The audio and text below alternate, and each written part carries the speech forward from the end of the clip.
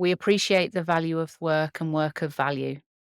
I'm very intrinsically motivated by my job, and I try to recreate that experience of loving the work that you do and finding and appreciating the value that you bring to all of my team. So the value of work and work of value is important to me.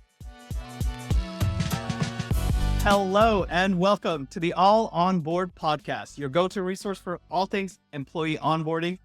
I'm your host, Thomas Kunjappu, founder and CEO of Cleary, and I am excited to have the pleasure of speaking with Naomi Trickey, the Chief People Officer at Mews. Naomi brings a wealth of experience from leading people teams across several high-growth technology and software companies like Brandwatt, PatSnap, Planday, Dex, and now at Mews, Naomi is driving an innovative and people-first onboarding strategy, and it integrates a unique blend of hospitality and technology. And that is something I'm excited to dig into, especially with what Mews is all about. So without further ado, Naomi, welcome to the show. Thank you very much. It's lovely to be here.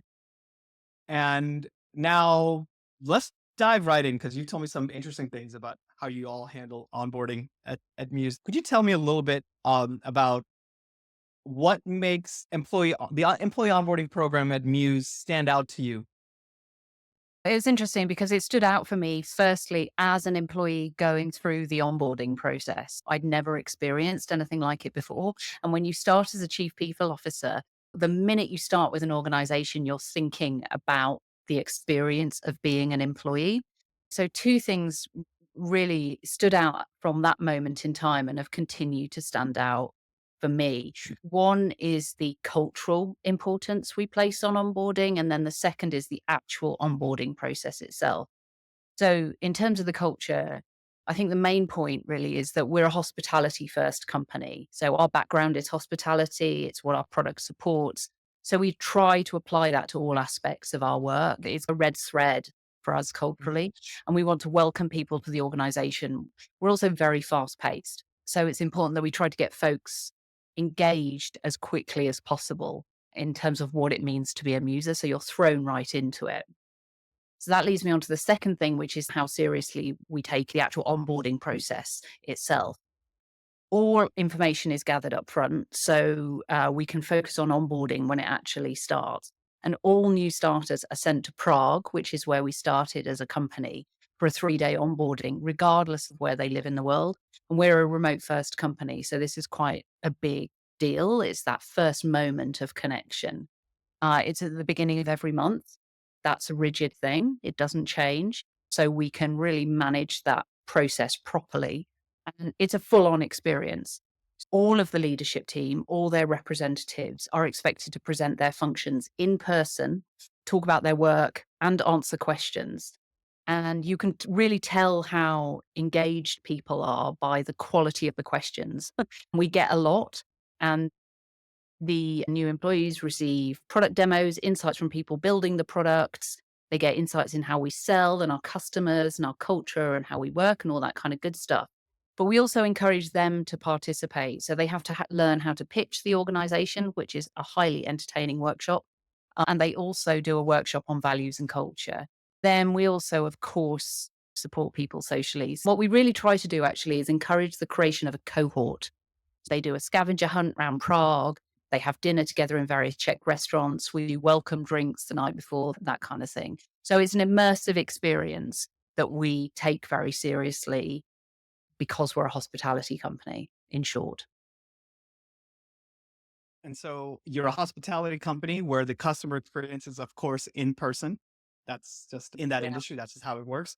And Yeah. yet it's a remote first company, which there's potential contradiction there, but it's pretty unique globally, getting everyone, no matter where you are, to come to one place and have a shared experience together. That's not something that most remote first companies invest in. Yeah, it really did. And it's a big investment. And obviously, I'm a member of the leadership team. I'm partly responsible for the way in which we spend money, right? It is a big commitment, but it comes back to our culture because we're hospitality first. We believe in creating a welcoming experience, and that is best done in person. And the other thing about it is, if we decided to do it remotely, I think that would be a false economy. because it enables us to move incredibly quickly once those connections are made. We believe very strongly in rituals and moments of connection, and our onboarding is our first introduction to that. And if we get it right, it makes everything else follow on so much more easily. Hey, it's Thomas here. Hope you're enjoying the episode so far. Are you curious to see how your onboarding program stacks up against the industry's best? Check out Theory's latest onboarding assessment tool. It offers in-depth analysis and customized recommendations to enhance every aspect of your employee onboarding, from pre-boarding to company culture integration and more. Whether you're just setting up your onboarding program or you're a CHRO at a Fortune 100 company, this assessment can improve your onboarding know-how. Check it out at gocleary.com/onboarding-assessment. Again, that's gocleary.com/onboarding-assessment. You can also find the link in the episode notes. Now back to the show.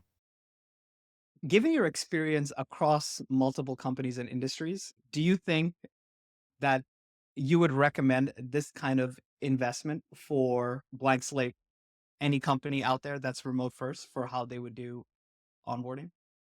No. I think we can learn from each other. I think we should learn from each other. I think you'd be completely justified in asking me how I maintain my knowledge and experience of this industry. And it really is by learning from my network. That's the honest truth of it. I'm not recreating any wheels here. But what is absolutely critical, the way in which we differentiate ourselves as a company, as any company in a increasingly automated world, is by thinking about what is specific to us. And we think about how we interact as humans within that context. And so for us, hospitality is our lifeblood. This works for us. Would it work for everyone? Not necessarily.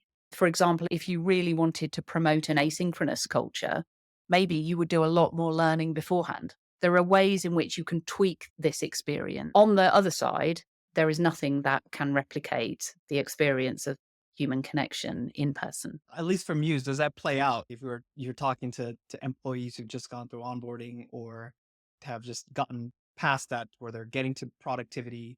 Do you sense that initial connection, the cohorts, the synchronous time on location together, all that plays a part in that drive towards being a part of the fabric of the company?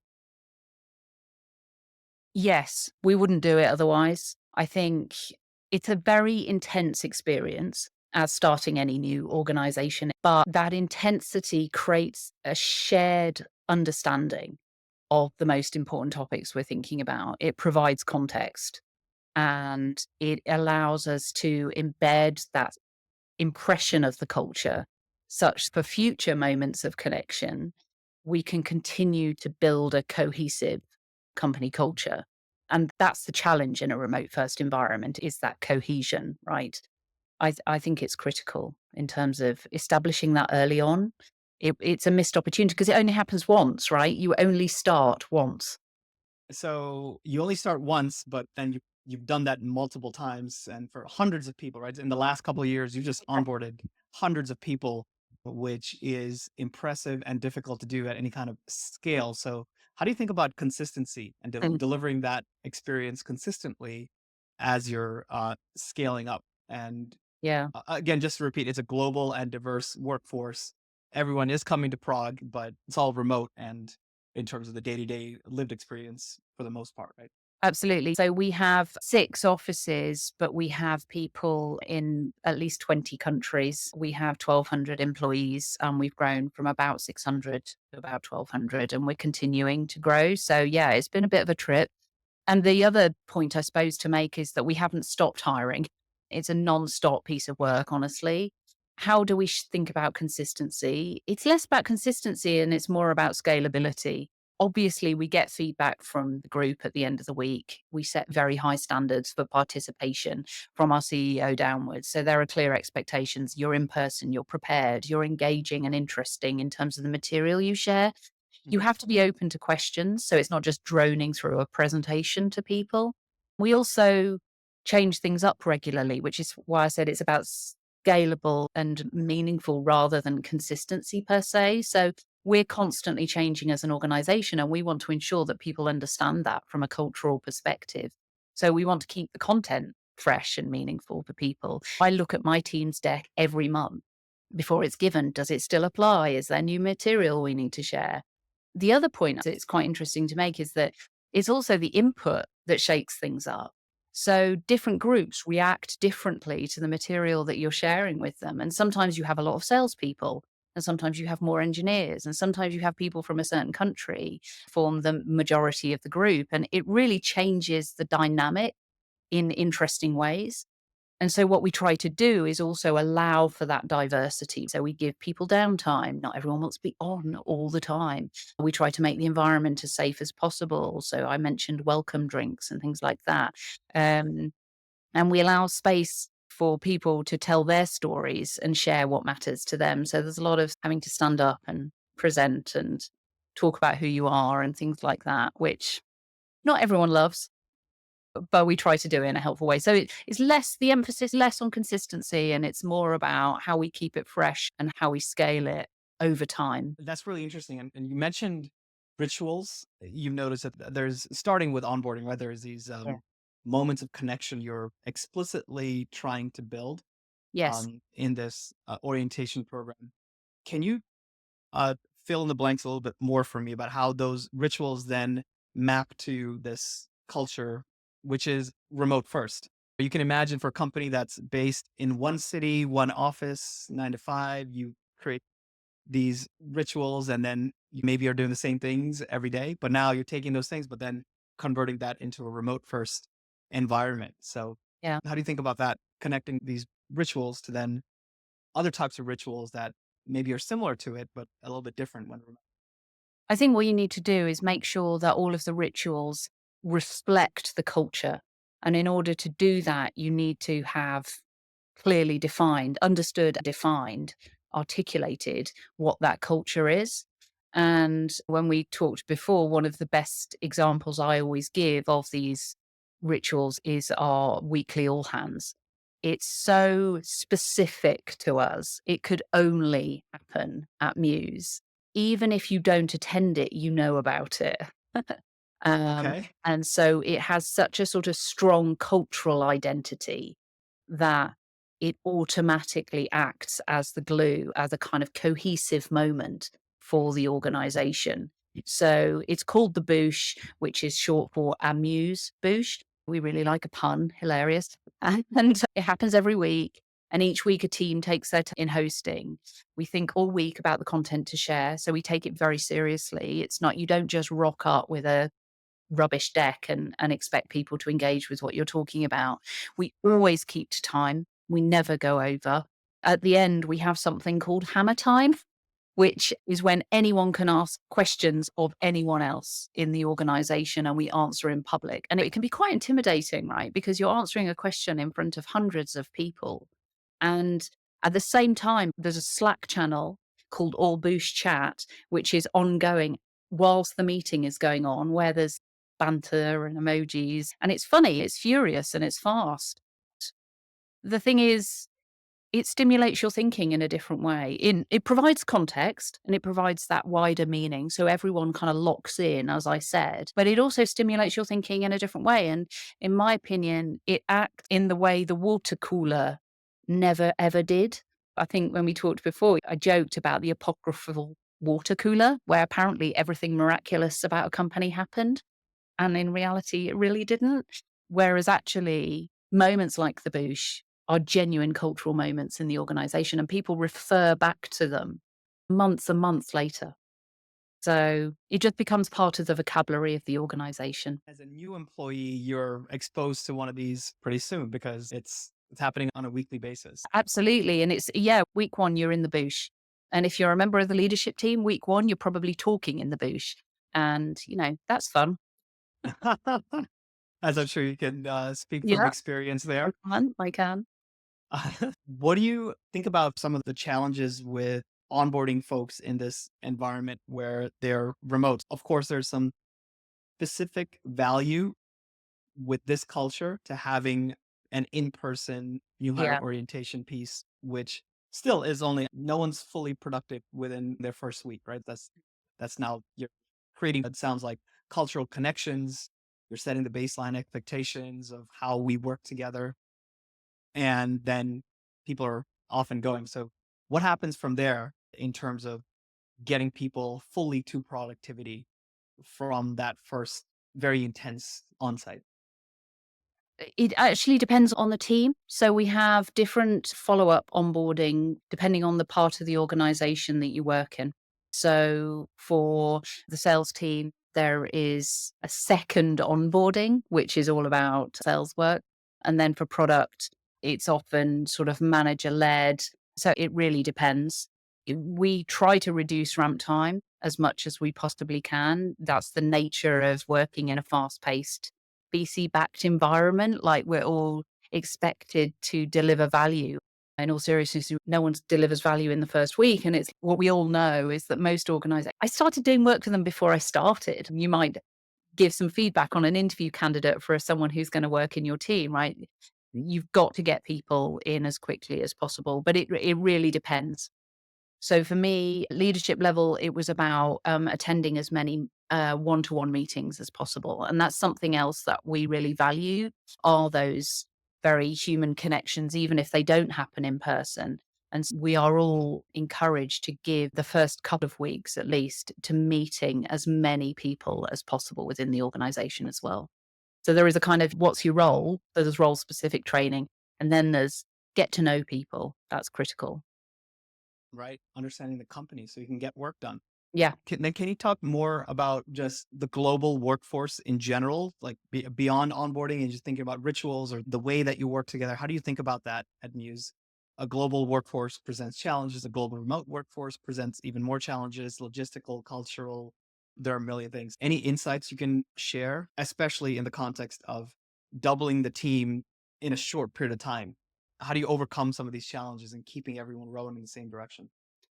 Yeah, that's the perennial problem, right? And there's books been written about OKRs and different sort of frameworks that people use to do that. At the level of our principles and our approach, we're incredibly intentional about how we operate as an organization. And I don't think you cannot be intentional when you're trying to build at scale. Like success doesn't just create itself. And we have a constitution, which is a set of operating principles. One of the articles is that curiosity drives innovation and growth. And so we go deep on problems in order to create better solutions. We create tiger teams to work together on OKRs, and those teams are drawn from across the organization. So we encourage cross silo thinking. We're moving towards a matrix organization. So that's another thing to not be afraid of that sort of other ways of working. They're complex, they're not easy to implement. You don't implement them overnight. We're finding them incredibly useful. And we've gotten insights from people at like companies like Klarna, where they've implemented the matrix, and Spotify, where they've implemented the matrix culture successfully. So we've talked to people. That's another thing I would always recommend people do. And that intentionality carries over into how we work. So we document, we extensively use Confluence, we edit, revisit, comment, and engage with each other's work.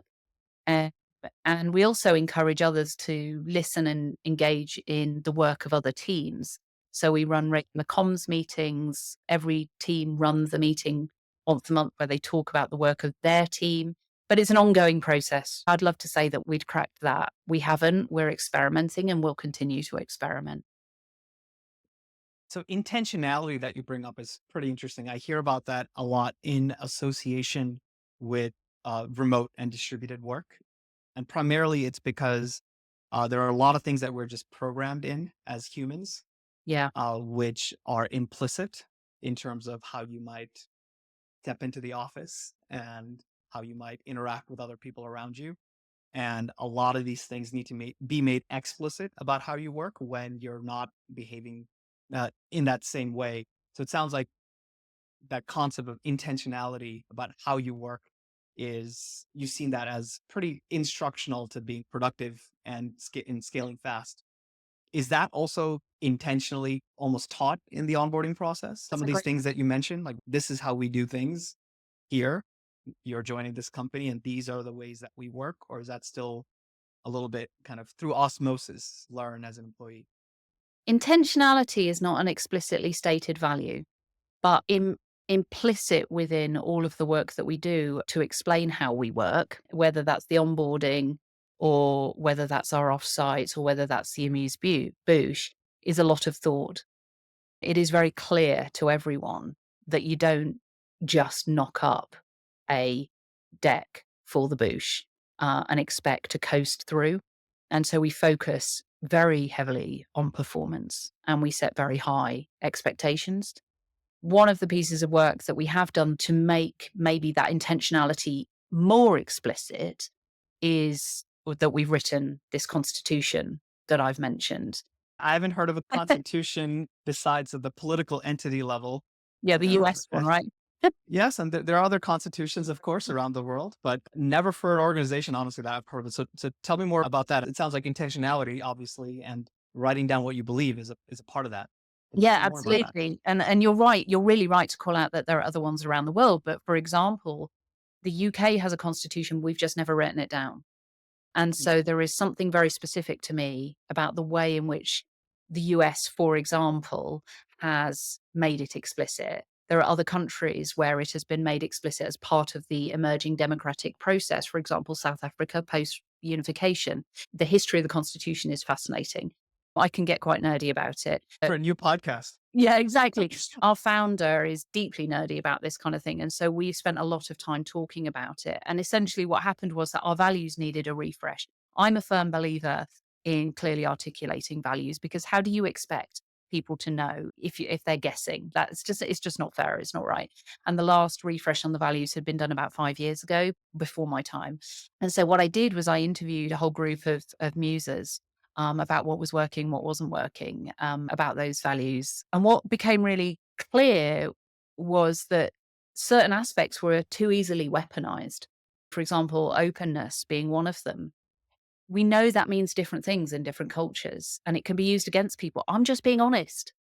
Are you though? Are you just being honest, or are you being a bit unkind? And so we started to create a new set of values, but we realized that actually much more was needed, and single words or phrases didn't really help. And because Richard is a big history nerd, we started talking about the concept of the Constitution. And for those of your listeners who weren't schooled in the Constitution part, in the US, you're taught in schools, I believe. We're not in the UK. So I had to teach myself. One of the things it aims to do is make citizens, i.e., active participants of its people. So you didn't have a monarch. You need a constitution which helps you understand how the country should work and where its leaders needed to be held to account. And we thought it'd be great to have the same. So it acts both as a kind of guide, but also kind of guardrails for the organization. And also at the same time, to sort of answer your question, it makes explicit what had previously maybe been more implicit, and intentionality. I don't think you could get a more intentional document. And certainly the work that went into it was extensive. It took months to get it to a stage where we were happy to share it with the organization. And of course, it's a living document because it might need amendments. Wait and see. Ah, is that introduced to new employees as part of Yes. Yes. onboarding, I'd imagine? Yes. And so when we first launched it to the directors, my VP of Learning and Development, a very brilliant woman called Deb Gallo, I used to work at Netflix.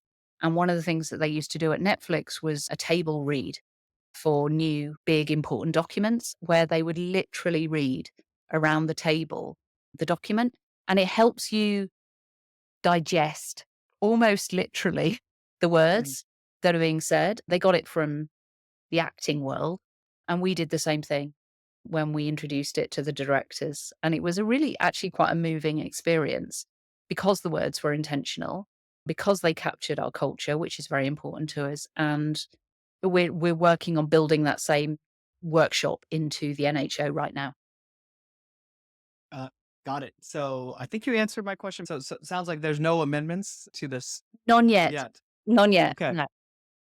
That'll be interesting to see how that evolves. What you're saying resonates with me about, at this point, most companies have gone through the trouble of defining values and maybe some example behaviors that are good examples, good behaviors that exemplify those values. But in practice, in the details, it can actually get lost. And any particular thing taken to the extreme or taken in the wrong way can actually lead to behaviors that weren't actually the intention of that defined values. In some 100%. sense, you're just taking the trouble to really spend more words articulating in detail what you mean about what you're all about as an organization. Absolutely. And we are an organization that is quite nerdy. We quite like books, reading, and podcasts. And we have lots of Slack channels which talk about and where people share that kind of thing. And I think it's fair to say that we believe that words matter. And again, that comes back to intentionality, right? We choose our words carefully and we think about how to effectively communicate what matters to us. Makes sense. So then, if you had to compare, kind of taking a step back, Mm. across companies, industries, across your career, what you've observed around what it takes to take someone who's just gone through the recruiting process, it excited and has signed that offer letter to then become a productive member of the organization who is just a fabric of how the company kind of works. Are there different models that you've seen emerge or distinctions or particular practices that work in some environments that would not work in others that come to mind? I think the ones that land the best are the ones that makes the organization unique. I used to work in sales, and what always used to fascinate me most about talking to different brands that I would sell to were the stories about their organizations. And often those stories were about things like onboarding. So, for example, I will always remember pitching to Heineken, and it was a very interesting process, which I won't go on about now. But one of the things that transpired, so in the Heineken offices, certainly the one in London, so I have no reason to believe that it's not the same in other countries. They have a bar. And as part of the onboarding process, you learn to pull a pint. And what was funny was that the people I were pitching to, it's two women less likely to be drinkers of Heineken, not necessarily, but less likely. And I said, "Do you actually like Heineken?" They said, "No, we actually hate it. And every Christmas party, what we do is we bring in a bottle of vodka, which we hide in our handbags, but because they only serve Heineken." But it doesn't matter. They still had to learn to pull a pint. And when you go to British Airways, it's about going on a flight and experiencing it from the customer perspective.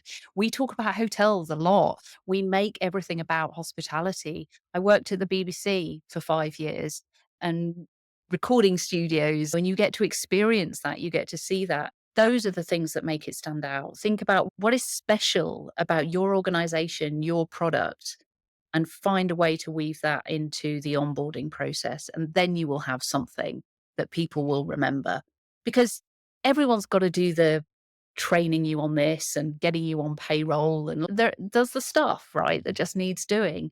What is unique about your organization? That's what makes it special and memorable. Hey, it's Thomas here. Now, you and I might think it's obvious that people are your biggest resource and investing in your onboarding program to make it world-class is a bet you want to make. But how do you talk about this with your CEO or CFO so that you can get them on board with investing in an updated onboarding program? They're always looking for something that can save money and boost productivity at the same time. Well, I've got something exciting for you. Check out Cleary's Onboarding ROI Calculator.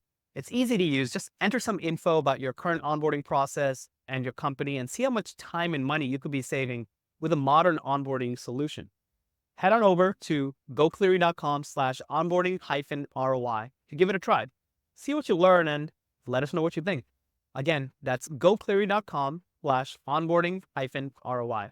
You can also find a link in the episode notes. Now, back to the show. So I wanted to ask a question that's a little bit different yet from everything we've been exploring so far, which is in-depth onboarding processes at scale at Mews, zooming out, looking at other kind of companies, thread that comes through all of it, which really resonates about what differentiates you and then let everything else flow, including, of course, onboarding as a process.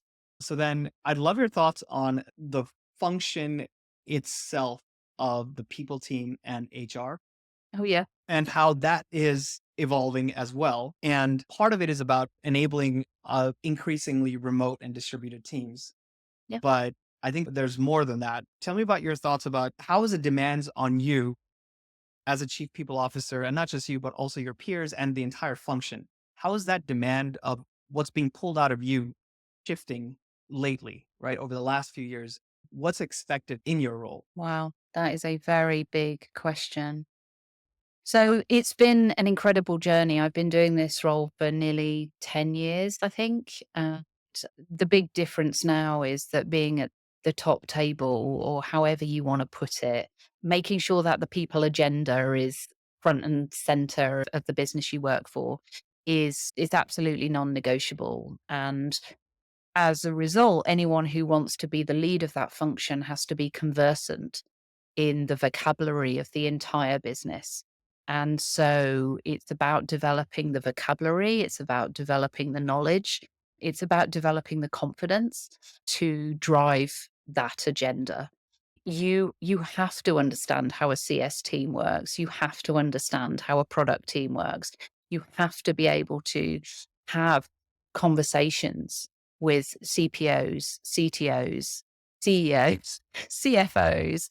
You have to find your allies within the business to support you in that learning process, but you've still got to learn to speak up.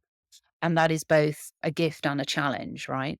And then in terms of the work itself, because we're now expected to really set and drive that people agenda and coach and guide our CEOs and our founders in the right direction, we have to really be on top of those changes. And so it's no longer an option for a chief people officer to not be strategically literate in terms of the macro environment, as well as the more micro SaaS environment, if that's the environment you work in, whichever area you work in, The industry that you're in. the industry you work in, exactly.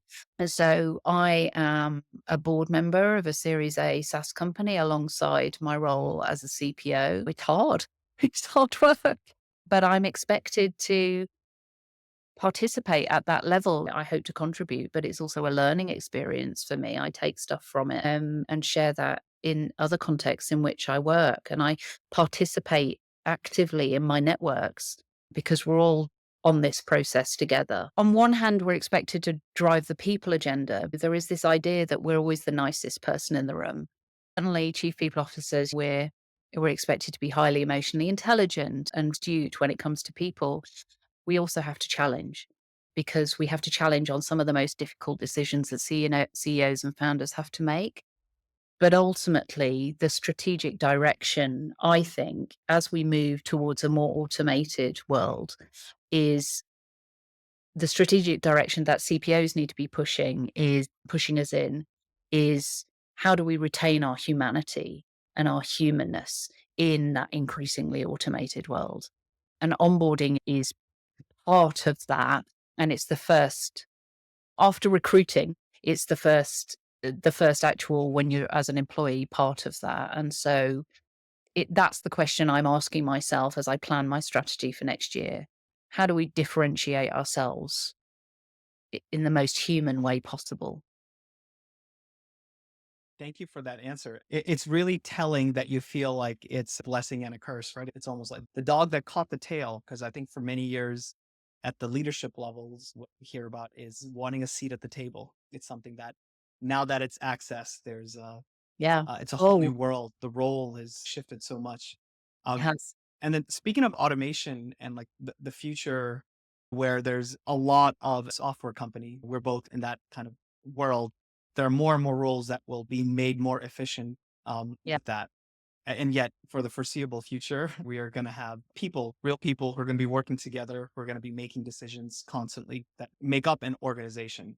And Yeah. so that aspect of humanity that you talked about and thinking about how Mews can be and can bring that into the recruiting and the onboarding process and beyond is a differentiator, but it could also be just something that's a little bit standard, right? Something that everyone is expecting as all roles and all companies start to have more and more things be automated, that folks who are attracted to any brands at all are because they're attracted to the other people there.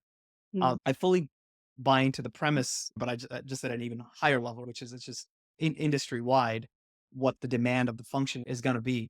So, do you think that means that there's more pressure for change and new demands on the people organization in this next phase? We can add automation, more AI into the picture, more productivity just from any employee, right? The total of all the magical tools we'll all have access to be able to be more productive. How do you imagine that's going to drive Well, the that's the demand for theory. you? What was that? That's the theory. That's the theory. Yeah.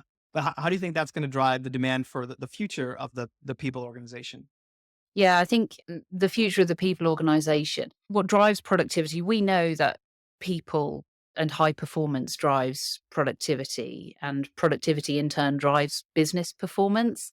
But burnt out people do not drive productivity. They are not Mhm. productive. That would be an example where that humanness comes into play. I think there is increasingly a very unhelpful narrative in our space, which is in fast growth tech companies where ambition and wellness are mutually exclusive, and they are not. And I mean, any athlete will tell you that, right? Whilst we need to focus on performance, we need to focus on productivity, we mustn't do it at the expense of wellness. And the key, I think, is to enable our managers. They are our greatest asset in any organization. If you are not enabling your managers to coach, guide, and support your people, and at the same time manage their performance and set realistic and appropriate expectations around performance, you're not going to achieve productivity gains. And uh, it doesn't matter how big an organization you are, or actually how small an organization you are. If you're not doing that, then you're really going to run into some problems. And it's interesting. I've seen actually it's that a lot of that middle management layer where we count on them for so much, as you're just talking about, in terms of driving the entire organization, but where burnout specifically has rested on a lot, more so than every other part of the organization, although it's obviously just crept up in the post COVID and post years, is in that management layer. So it's enabling managers, but also ensuring that they themselves aren't burnt out, which is a meta Absolutely. challenge. Yeah, managers need managers, of course. And also, people teams need people teams. The reality is, we're all in it together. And I really think that there is going to be a move. There has to be a move away from a focus on individual performance for any organization. You start out by articulating individual performance, but eventually you have to start thinking about the effectiveness of teams. And there's lots of very smart people who've written lots of great books on this kind of topic, right? I'm a big believer in teams, and resilience is a team sport. It's not an individual sport. That's another way in which we factor humanness into what we do. How effective are your teams? What do you need to be more effective as a team? And managers can help with that. But what about creating a manager cohort, for example? That's a way to support managers. We run a future managers program. So we don't just drop people into management without any Mm. experience whatsoever. So there are very practical ways in which you can apply that thinking. But it's a bit of a Pandora's box because once you've opened it, the expectations get raised, right? It does. Okay. There's so much more we can dig into there, but I'm afraid we're gonna have to leave it there. Are you ready for our lightning round, I Naomi? am. Okay, to start with, is there a piece of advice that you ever received in your career that is stuck with you that you would be willing to share with us? Yes. A manager I once had who always used to ask me really interesting questions rather than tell me what to do. And that is what I try to do with my teams. So I'm less directive and I am more curious. And it's outcome driven management. Here is the future I'm interested in. How do I get to that future? He really encouraged me to think beyond the tactical day to day and to answer the bigger questions. And I've never forgotten that. Does that count as advice? It's kind of advice. I think so. That's really fascinating.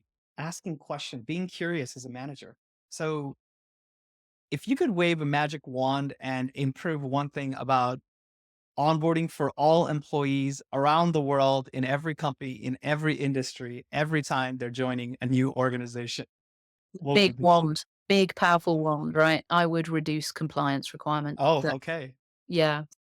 I just think it takes the magic out of that moment when you join a company, when you have to like remember where you were living 6 years ago and you have to find all the references and get hold of the cell numbers of the reference. Like Yeah.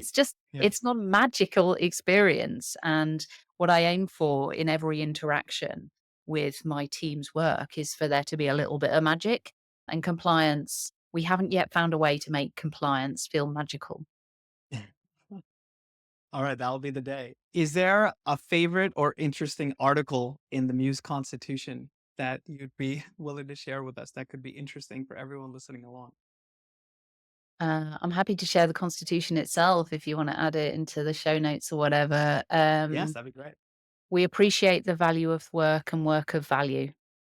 I'm very intrinsically motivated by my job, and I try to recreate that experience of loving the work that you do and finding and appreciating the value that you bring to all of my team.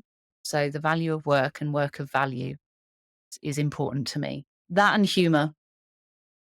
Oh, okay. The value of work and work of value. Yeah. And actually, just last question here. What do you enjoy most about your current role at Mews? It's hilarious. So we laugh a lot. We laugh a lot. And we can spin from laughing and being a bit ridiculous to being really quite serious and dealing with difficult challenges, but we never forget to laugh. And I really, really value that. I really love it. That's amazing. You've inspired me to add more humor into my day to day. Thank you so much for this wonderful conversation, Naomi. So I'm going to say that's a wrap for today's episode of All On Board.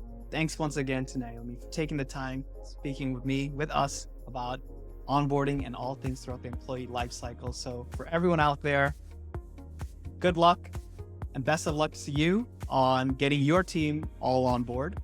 And we'll see you on the next one. Bye now. Thank you.